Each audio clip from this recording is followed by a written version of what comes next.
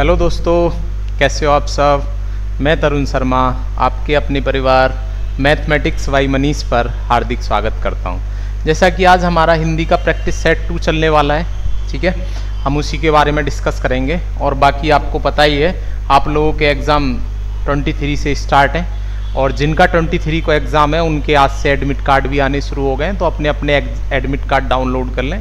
24 वालों के कल आ जाएंगे यानी 21 में, और 25 वालों के 22 में आ जाएंगे। 3 दिन पहले आ रहे हैं, ठीक है। और मैं उम्मीद करता हूँ आप सभी की तैयारी काफ़ी अच्छी चल रही होगी, ठीक है। अच्छे से तैयारी करो, अच्छे एग्जाम दो। बाकी आपको स्ट्रेटेजी भी बताई जाएगी हमारे द्वारा। तो सीधे आज हम चल रहे हैं, हमारा प्रैक्टिस सेट 2 है जिसमें हम पूरी हिंदी को कवर करते हैं, ठीक है। ये बात ध्यान रखनी है, हम प्रैक्टिस सेट के द्वारा आपको पूरी हिंदी कवर करवाते हैं, जिससे जैसा भी क्वेश्चन होगा वो आपको बताया जाएगा। चलो तो सीधे बिना बात किए चलते हैं, ठीक है।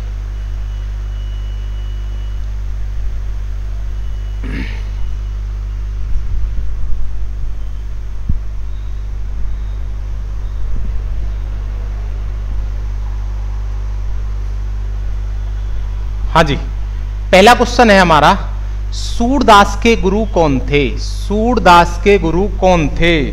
सूरदास के गुरु कौन थे।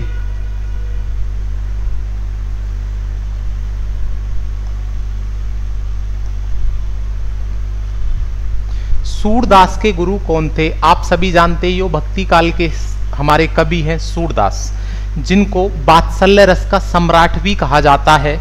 वात्सल्य रस का, इनके गुरु का नाम क्या था। इनके गुरु का नाम था आपका वल्लभाचार्य। आगरा के पास एक जगह है, वहां पर इनकी भेंट वल्लभाचार्य जी से हुई और भेंट होने के बाद ये उनके शिष्य बन गए, और जिसका आंसर क्या है, वल्लभाचार्य। इन्होंने सूरदास के बारे में आप काफी जानते ही होंगे, वात्सल्य रस का सम्राट भी कहा जाता है। क्वेश्चन नंबर 2, छंद पढ़ते समय आने वाले ब्राह्म को क्या कहते हैं। छंद पढ़ते समय जो ब्राह्म आता है उसे हम यति कहते हैं। क्या कहते हैं, यति कहते हैं। जैसा आप सभी जानते हो, छंद अगर हम देखें तो छंद पढ़े, आप जानते हो, एक होता है अर्ध सम्मात्रिक, एक होता है विषम सम्मात्रिक, और एक होता है सम्मात्रिक छंद। सबसे इंपॉर्टेंट क्वेश्चन छंद में जो दोबारा पेपर में पूछे जाने वाला है, एक होता है आपका दोहा, एक क्या होता है हमारा दोहा, और एक होता है सोरठा। ये भी छंद के ही पार्ट हैं और दोनों ही अर्ध सम्मात्रिक में आते हैं। अर्ध सम्मात्रिक का क्या मतलब है, आधे आधे समान। जैसे इनमें भी 4 चरण होते हैं, इनमें भी 4 चरण होते हैं। अगर दोहा की बात करूं तो पहले और तीसरे में आपका 13-13 मात्राएं होती हैं, और दूसरे और चौथे में 11-11 मात्रा होती हैं। वेरी इंपॉर्टेंट, याद रखना। और अगर आपसे पूछा जाए कि सोरठा में कितनी होती हैं, या आपसे पूछ सकता है कि दोहा का बिल्कुल विपरीत क्या होता है, तो वो सोरठा होता है। 4 चरण होते हैं, इसके पहले और तीसरे चरण में 11-11 मात्रा होती हैं, और दूसरे और चौथे चरण में 13-13 मात्रा होती है। ये हमको इंपॉर्टेंट याद रखने हैं पॉइंट इसके। दोहा का बिल्कुल उल्टा सोरठा होता है, दोनों ही अर्ध सम्मात्रिक छंद है। एक आता है इसी में चौपाई। चौपाई के प्रत्येक चरण में कितनी मात्रा होती है, तो सीधे बोलोगे चौपाई के प्रत्येक चरण में 16-16 मात्राएं होती हैं। क्लियर। अगला क्वेश्चन, विशेषण शब्द जिस संज्ञा या सर्वनाम की विशेषता बतलाते हैं उन्हें क्या कहते हैं। बहुत अच्छा क्वेश्चन है, उसे कहते हैं जी हम विशेष्य। क्या होता है विशेष्य, पहले ध्यान से समझेंगे। विशेषण, पहले ये देखो विशेषण होते कितने। कभी भी पेपर में पूछा जाए तो आप सीधे बताओगे विशेषण के 4 भेद होते हैं, ठीक है। कौन कौन से भेद होते हैं। पहला होता है आपका गुणवाची। पहला कौन सा होता है जी, आपका गुणवाचक या गुणवाची। दूसरा होता है आपका संख्यावाची। तीसरा होता है आपका कौन सा, परिणामवाची। तीसरा क्या होता है, परिणामवाची। और चौथा होता है आपका सार्वनामिक, या फिर कौन सा होता है जी, सार्वनामिक, या फिर संकेतवाची भी बोलते हैं, ठीक है। गुणवाची में क्या होता है, गुणवाचक, जिसमें गुण, दशा, अवस्था इस तरह का वर्णन हो। संख्यावाची ये 2 प्रकार के होते हैं, इसमें एक अनिश्चित और एक निश्चित संख्यावाचक। ऐसे ही परिणाम में भी 2 प्रकार के होते हैं, निश्चयवाचक और अनिश्चयवाचक, और एक होता है सार्वनामिक। बात क्लियर। तो विशेषण शब्द जिस संज्ञा सर्वनाम की विशेषता बताए उसे विशेष्य कहते हैं। इसका मतलब क्या है, पहले ध्यान से समझो। जैसे मैंने लिखा कमीना मंत्री, मैंने बोला एग्जाम्पल कमीना मंत्री, कमीना मंत्री का मतलब क्या होता है जी? कमीना मंत्री का मतलब होता है कि जो है कमीना है, ये आपका विशेष, ये क्या हो जाएगा? विशेषण है। क्या हो जाएगा? ये विशेषण है, ये मंत्री की विशेषता बता रहा है। और जो हमारा मंत्री है ये हमारा हो जाएगा विशेष्य। क्या हो जाएगा जी? विशेष्य हो जाएगा। तो यही आपके क्वेश्चन का आंसर था। अगला क्वेश्चन आते हैं, प्राचीन शब्द विशेषण के किस प्रकार में आता है? जो प्राचीन है यानी आपकी अवस्था प्राचीन पुराना इस तरह से होता है, तो ये हमारे गुणवाचक में आता है। किस में आता है? गुणवाचक में आता है। हमने आपको विशेषण के सारे भेद बता दिए। याद रखना कितने भेद होते हैं? 4 भेद होते हैं, गुणवाचक, संख्यावाचक, परिणामवाचक और सार्वनामिक। और आपको बता दिया विशेषण और विशेष्य। और एक और शब्द आता है इसमें, प्रविशेषण। प्रविशेषण क्या होता है? प्रविशेषण ये होता है जैसे आप बोलो मैं भी यह काम कर सकता हूं। जब कोई भी चीज में आपको एकदम उसकी विशेषता, वह बहुत तेज दौड़ता है, तेज दौड़ रहा है, लेकिन तेज से पहले भी क्या आ रहा है? बहुत तेज दौड़ रहा है, उसे क्या कहते हैं? प्रविशेषण। समझ आया? आगे देखेंगे, आगे देखते हैं जी। हम आगे क्वेश्चन है, अभ्यास का विशेषण रूप क्या होगा? तो बहुत आसान है, अभी पढ़ाया आपको। अभ्यास का विशेषण रूप क्या होगा? अभ्यासी होगा। ठीक है, क्वेश्चन नंबर 45-44 देखते हैं। मुहावरे हैं जी, मुहावरे हैं। द्रौपदी का चीर, द्रौपदी का चीर का अर्थ है, आपको जानते होंगे, जो साड़ी थी वो कभी कमी नहीं हुई थी। यानी द्रौपदी का चीर का अर्थ क्या है? नारी का अपमान? नहीं जी। शर्मनाक कार्य? नहीं। सुंदर स्त्री? नहीं। आंसर होगा कभी समाप्त ना होना, क्योंकि वो साड़ी कितने ही उन्होंने खींची लेकिन कभी कम नहीं हुई थी। अगला है 45 क्वेश्चन, कूप मंडूक होना। कूप मंडूक होता है सीमित ज्ञान या सीमित अनुभव होना। यानी जैसे आपको कुएं में पड़ा मेढक होता है तो ये सोचता है मैं बहुत बलशाली हूं, लेकिन उसे ये नहीं पता वो सिर्फ एक कुएं में बंद है। जैसे सीमित ज्ञान या सीमित अनुभव, मतलब लिमिटेड ही चीज होनी उसके पास, सीमित ज्ञान या सीमित अनुभव होना। ठीक है, आगे चलते हैं। वाक्यांशों के लिए एक शब्द का चयन करना है। पूरब और उत्तर के बीच की दिशा, तो जैसे आपको पता है ये हमारा पूर्व होता है, ये हमारा पश्चिम होता है, ये उत्तर, और ये कौन सी दिशा होती है जी? दक्षिण। आपसे पूछ रहा है पूर्व और उत्तर के बीच की दिशा को क्या कहते हैं? तो भैया जी उसकी दिशा को कहते हैं ईशान कोण। कौन सा कोण कहते हैं? पूछता है कई बार पेपर में, ईशान कोण कहते हैं। क्लियर? आगे देखो, बलय शब्द का अर्थ चिन्हित करिए। बलय शब्द जो आता है भैया वो एक गोलाकार घेरा के लिए आता है। किसके लिए आता है? एक गोलाकार घेरे के लिए आता है। अगला देखो, अवयवी भाव समास। बहुत अच्छा, मैंने आपको पिछले प्रैक्टिस सेट में सारे समास के एग्जाम्पल दिए थे। आपको अगर कभी भी पूछा जाए समास कितने होते हैं, तुरंत बताओगे 6। पहला समास कौन सा बताया था मैंने आपको? अवयवी भाव समास। दूसरा समास मैंने आपको कौन सा बताया? तत्पुरुष समास। तीसरा समास आप कौन सा बताओगे जी? तीसरा समास होगा हमारा कर्मधारय समास। चौथा समास कौन सा होगा आपका? द्विगु समास। पांचवा होगा आपका द्वंद्व समास। और जी छठा होगा हमारा बहुवीर्य समास। कौन सा होगा? बहुवीर्य समास। बहुत इंपॉर्टेंट है, आपको पता है, एक बार दोबारा रिवीजन करेंगे। अवयवी भाव समास कौन सा होता है? जिस समास के पूर्व पद यानी पहला पद, कभी कभी पूछा जाता है अवयवी भाव समास का कौन सा पद प्रधान होता है, आप बताओगे अवयवी भाव समास का पहला पद प्रधान होता है। जिस समास के पहले पद में अनु, आप, प्रति, यथा, आवत, भर, हर, बे, उप, निर ऐसे शब्द लगे मिले वो अवयवी भाव समास होता है। तत्पुरुष समास जिसमें कारक चिन्हों का प्रयोग हो, जैसे पथ भ्रष्ट, पथ से भ्रष्ट, से आ रहा है, ऐसे ही कर्मधारय कार्य को धारण करने वाला, शब्दों को अलग करने पर, विग्रह करने पर के या जो के समान शब्द आते हैं। आगे है द्विगु समास जिसका पहला पद संख्यावाची हो। द्वंद्व समास जिसके दोनों पदों के बीच योजक चिन्ह आए। और बहुवीरी समास कौन सा होता है? बहुवीरी समास जो हमेशा तीसरे पद की ओर संकेत करता है, जैसे आपका दशानन, रावण को, पीताम्बर, ऐसे समास। तो हमारा समास पूछा है अवयवी भाव, तो देखो पाप पुण्य हो नहीं सकता क्योंकि इसमें आ रहा है योजक चिन्ह। घुड़सवार ये भी नहीं होगा, आजीवन ये भी नहीं होगा, सॉरी आजीवन ही है क्योंकि इसमें क्या आ रहा है? आ रहा है। पीताम्बर नहीं होगा, आजीवन है, आ रहा है। और मैंने अभी आपको बताया अनु, आप, प्रति, यथा, आवत, भर, बे, उप, निर ऐसे जिनमें आगे मिले हमारा पहला शब्द यानी पहला आपका पद, वहां कौन सा होगा? अवयवी भाव। तो हमारा आंसर आजीवन है। ठीक है जी। ठीक समय पर आ जाना कौन सा कारक है? तो बहुत अच्छे, अगर आपको कभी कारक आपने पढ़े हैं, नहीं पढ़े, अगर कारक वाले कभी भी समास में आ जाते हैं तो उन्हें तत्पुरुष समास कहते हैं। ऐसे ही पूछा है ठीक समय पर आ जाना, तो आपको पता है कर्ता ने कर्म को करण से संप्रदान के लिए अपादान से अधिकरण में संबंध काकी के ये हमारे कारक होते हैं। तो हमें पता है कौन सा पर आता है, अधिकरण में या पर। इसका एग्जाम्पल आता है जैसे मैं बोलूं भाई साहब कुर्सी पर बैठे हैं। क्या बोला? भाई साहब कुर्सी पर बैठे हैं, तो कौन सा समास होगा? अधिकरण। बिल्ली छत पर बैठी है, तो बैठी है पर बैठी है, तो कौन सा समास कारक होगा हमारा? अधिकरण कारक। क्लियर? आगे चलते हैं।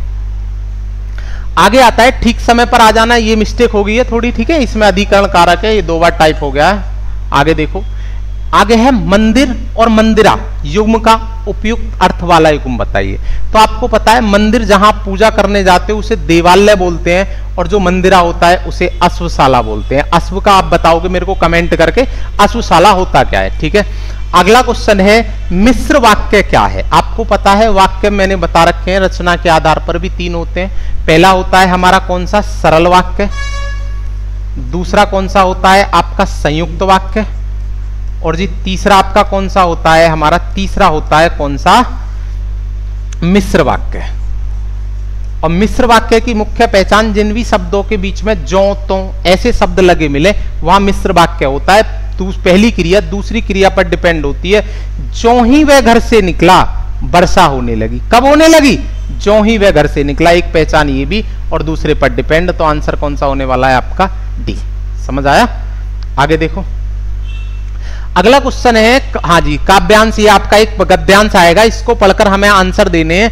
आज वर्षों बाद उठी है इच्छा, आज वर्षों बाद हम कुछ कर दिखाएं, एक अनोखा जश्न मनाएं, अपना कोरा अस्तित्व जमाएं। आज वर्षों बाद सूखे पत्तों पर बसंत ऋतु आई है, विचार रूपी कलियों पर, ये याद रखना, अभी जब छाटेंगे बहुत आएंगे, बहार खिलाई है, गहनता की फसल लहलाई है, शायद इसी कारण आज वर्षों बाद उठी है इच्छा, हम कुछ कर दिखाएं, अपना कोरा अस्तित्व जमाएं। ठीक है जी, ये हमारा एक गद्यांश होता है, इससे पढ़कर बहुत आसान आता है। आपके यूपी पुलिस में 5 क्वेश्चन आएंगे, अगर ये आप इनके पढ़कर प्रैक्टिस करके जाओगे तो आराम से आपके 10 नंबर पक्के हो जाते हैं। कवि के मन में इच्छा उत्पन्न हुई है, क्या हुई है? मन में, मन से बात करने की, खुशियां मनाने की अपनी, या कुछ महत्वपूर्ण कार्य करने की। इससे पता चल रहा है कि कभी कुछ महत्वपूर्ण कार्य करना चाह रहा है। सूखे पत्ते प्रतीक हैं, जो सूखे पत्ते हैं, आज वर्षों बाद उठी इच्छा, हम कुछ कर दिखाएं, अनोखा जश्न मनाएं, अपना कोरा अस्तित्व जमाएं। यानी मन का जो सूनापन है ना, सूखे पत्ते, उसको विचलित कर रहे हैं। तो इसका क्या हो जाएगा हमारा? सी। आगे देखते हैं, आगे है किन कलियों का बहार का आगमन हुआ है। तो पीछे वाला ही देखेंगे हम दोबारा। किन कलियों पर क्या हुआ है? किन कलियों पर आगमन हुआ है। तो किस पर हुआ है? विचार की जो कलियां हैं हमारी, किसकी कलियां हैं? विचार की कलियों पर। ठीक है। गहनता की फसल से कवि का क्या आशय है? जो गहनता की फसल है तो वो आपकी विचार की परिपक्वता हो जाएगी। क्या हो जाएगी जी? विचार की परिपक्वता हो जाएगी। क्लियर? आगे देखो, रिक्त स्थान हेतु दिए गए विकल्प, ये आता है रामू की खाली जगह केवल इसलिए हुई क्योंकि राजीव उसकी, क्या आएगा? तो रामू की अपेक्षा नहीं, अपेक्षा नहीं, रामू की उपेक्षा केवल इसलिए हुई क्योंकि राजीव उसकी अपेक्षा अधिक बुद्धिमान है। बिल्कुल सही। आंसर क्या हो जाएगा आपका? सी हो जाएगा। ठीक है। आगे देखें, सही अलंकार का चयन करें। पानी बिच मीन प्यासी, पानी है फिर भी प्यासी, मोही सुनी सुनी आबे हासी, मुझे सुन सुन के हंसी आती है। कौन सा अलंकार हो जाएगा? विषयोक्ति अलंकार हो जाएगा। अलंकार के बारे में थोड़ा ध्यान देंगे, अलंकार पेपर में जरूर आते हैं। आपको पता है, अगर पेपर में पूछा जाए अलंकार कितने होते हैं, तो अलंकार आपको 2 ही बताने हैं। पहले कौन सा होता है? पहले होता है हमारा शब्द अलंकार, और दूसरा कौन सा होता है? हमारा अर्थ अलंकार। पहला होता है शब्द अलंकार, और दूसरा कौन सा होता है? हमारा अर्थ अलंकार। शब्द अलंकार और अर्थ अलंकार, शब्द अलंकार, अर्थ अलंकार। मैं कुछ एग्जाम्पल बता रहा हूं जो पेपर में सीधे आपको मिलने वाले हैं। एक आपको पेपर में मिलता है, कनक कनक ते 100 गुनी, कनक कनक ते 100 गुनी, मादक तादिकाय, वाय पाए बोराए जग वाय खाए बोराए। हमेशा याद रखना यमक अलंकार है। कौन सा अलंकार है? यमक अलंकार। क्या पहचान है जी?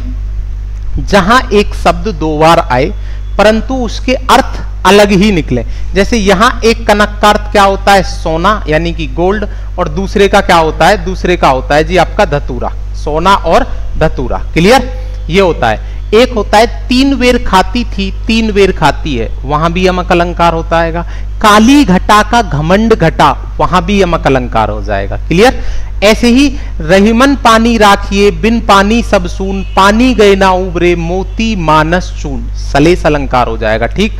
एक आता है चारू चंद्र की चंचल किरणें, यह जहां एक शब्द दो बार आए वहां यमक, और जहां एक वर्ण की आवृत्ति बार बार हो, जैसे मैं आपके सामने लिख रहा हूं रघुपति राघव, रघुपति राघव राजा राम, रघुपति राघव राजा राम, तो इसमें अगर हम देखें तो एक वर्ण बार बार आ रहा है, रे रे रे रे, ये सभी क्या हो जाएंगे आपके, ये अनुप्रास अलंकार हो जाएगा। कौन सा हो जाएगा, अनुप्रास। और अगर पेपर में पूछे अनुप्रास के कितने भेद होते हैं, तो अनुप्रास अलंकार के 5 भेद होते हैं। क्लियर, ये बहुत याद रखना। चरण कमल बंदो हरिराई रूपक अलंकार होता है। बहुत अलंकार है, आपको मैंने जो इंपॉर्टेंट है वो आपको बता दिए। कभी पर यही पूछे अलंकार के कितने भेद होते हैं, तो आप 2 भेद लगाना। यूपीएसआई 2021 में पूछा गया क्वेश्चन है, 2 भेद होते हैं, शब्द और अर्थ। इनके पार्ट काफी होते हैं। ठीक है। उसके बाद आते हैं विकल्प में सभी शब्द व्यक्तिवाचक संज्ञाएं। विकल्प में सभी शब्द क्या है जी, हमारी व्यक्तिवाचक। तो पहले तो आपको ये पता होनी चाहिए संज्ञा की बात कर रहा है, संज्ञा कितनी होती है, संज्ञा हमारी 5 होती है।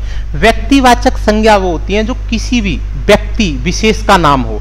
अगर मैं देखूं राम, कृष्ण, कामायनी, मिठास, नहीं हो सकता क्योंकि मिठास आपको दिखती नहीं है, ये भाववाचक संज्ञा है। आम, बुढ़ापा, बुढ़ापा क्या दिखता है आपको, ये भी नहीं हो सकता, ये भी नहीं हो सकता। वकील, वकील तो कुछ भी हो सकता है, मेल भी हो सकता है, फीमेल भी, व्यक्तिवाचक। लेकिन राम प्रॉपर नाम है, रामचरितमानस पुस्तक का नाम है, और गंगा आपको जानते हो एक नदी का नाम है, प्रॉपर नाम है।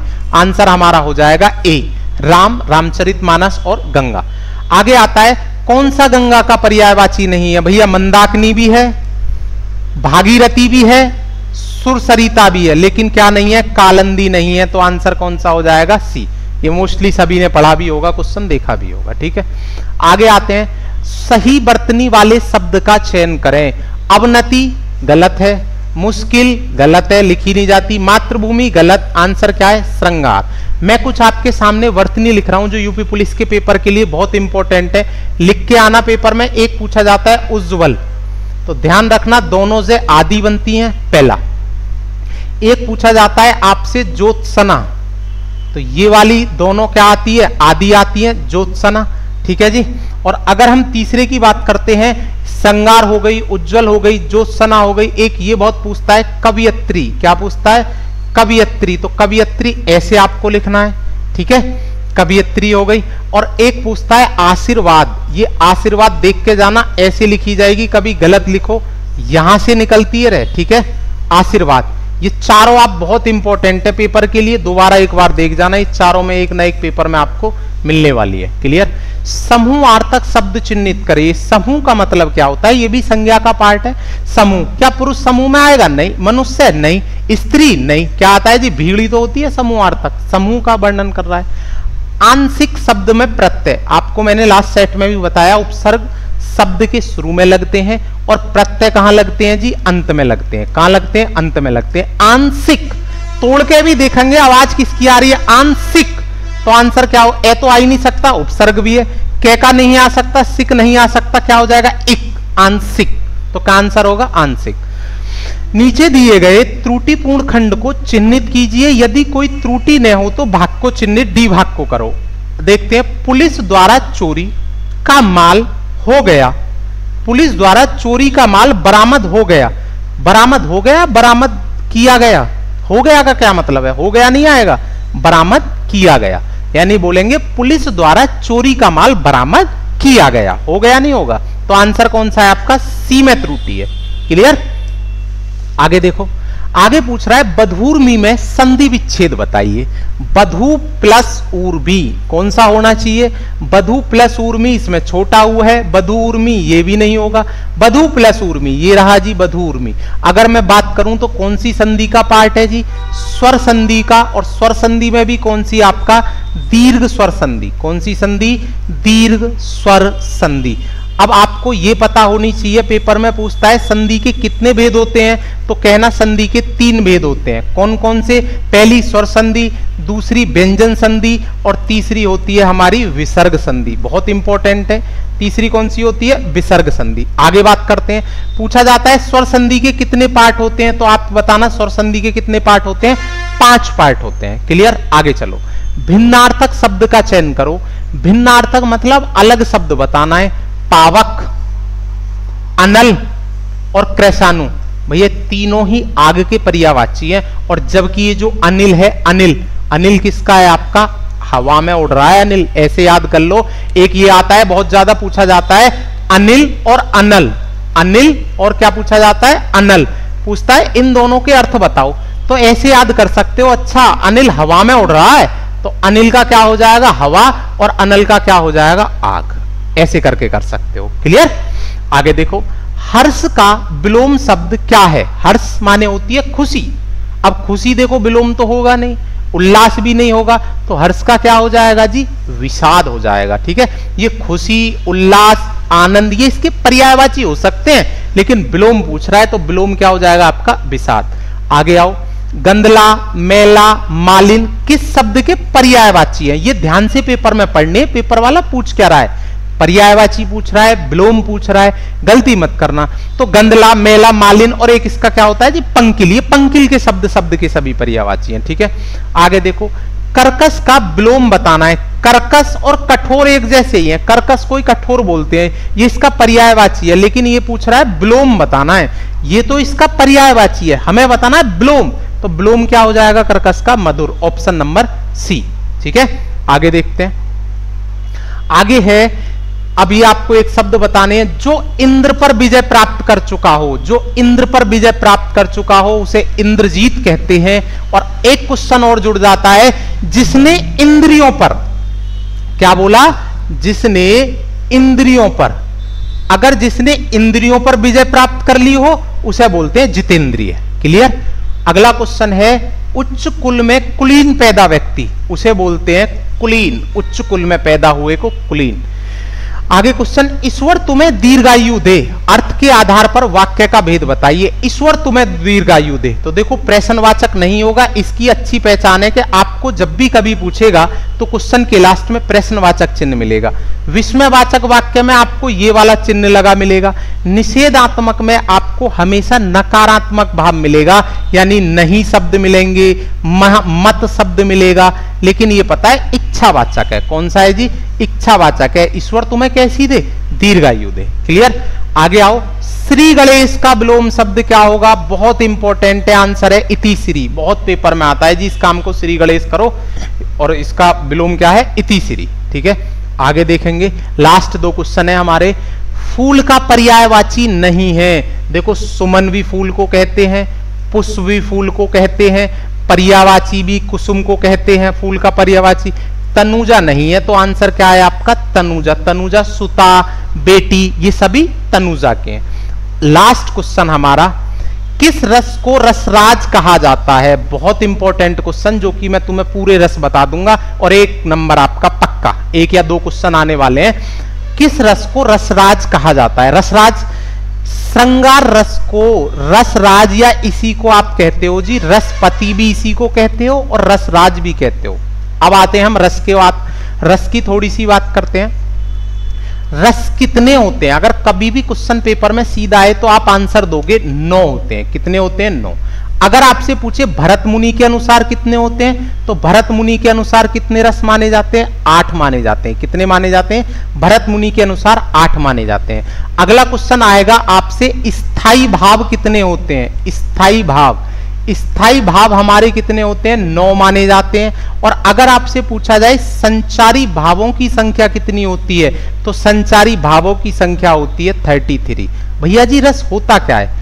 किसी भी काव्य, वाक्य, घटना को पढ़कर, लिखकर या देखकर, या आप कोई भी सीरियल देख रहे हो, आपका फेवरेट हीरो है, तो आप देखते हो अगर वो उसको कहीं मर जाता है, कोई बात हो जाती है, तो आप सोचते हो उठ, जल्दी उठ, तो उसी को रस कहते हैं। हमें कोई पढ़ने में इंटरेस्ट आ रहा है, अच्छा लग रहा है, तो उसी को क्या कहते हैं? रस। जैसे पहला रस श्रृंगार रस। पूछा जाता है इसका स्थाई भाव कौन सा है, तो श्रृंगार का क्या होता है? श्रृंगार का होता है आपका रति या फिर प्रेम। क्या होता है? रति या फिर प्रेम होता है। ठीक है जी। आगे आता है वीर रस। वीर का क्या होता है? उत्साह। जहां भी वीर की बात आएगी उसका स्थायी भाव क्या होगा? उत्साह होगा। जैसे बुंदेले हर बोलो की मुंह, हमने सुनी कहानी थी, वह खूब लड़ी मर्दानी थी, वह झांसी वाली रानी थी। पूछ ले उपयुक्त पंक्ति में कौन सा रस है? तो वीर की बात हो रही है लक्ष्मीबाई की, तो कौन सा हो जाएगा? वीर रस। हास्य की बात है, अगर जहां भी हंसने की बात होती है वहां का आता है हास्य रस। और शांत का क्या होता है? शांति का, ये शांत रस होता है, इसका होता है सम या फिर निर्वेद। यानी चारों स्थिति हो, दुख हो सुख हो, सभी में एक सा, इसका क्या हो जाएगा? सम या फिर निर्वेद। बात समझ आ गई? ये पूछ लेता है 8 के 8, आप अच्छे से करके जाना। भरत मुनि के अनुसार 8 होते हैं, 9 होते हैं। स्थायी भाव कितने होते हैं? 9। संचारी भावों की संख्या 33। श्रृंगार रस का रति या प्रेम, वीर का उत्साह, हास्य का हास, शांति का सम या निर्वेद होता है। आपको हमारी क्लास कैसी लगी पहले तो ये बताएं। क्लास जितना भी इतना अच्छा रिवीजन नहीं हो सकता पूरी हिंदी का, और बाकी आप हमें अपना प्यार और सपोर्ट दिखाओ, ज्यादा से ज्यादा लाइक शेयर करो। ठीक है दोस्तों, अच्छे से अपने प्यारे प्यारे अच्छे कमेंट करो और चैनल को सब्सक्राइब जरूर करो। ठीक है, धन्यवाद।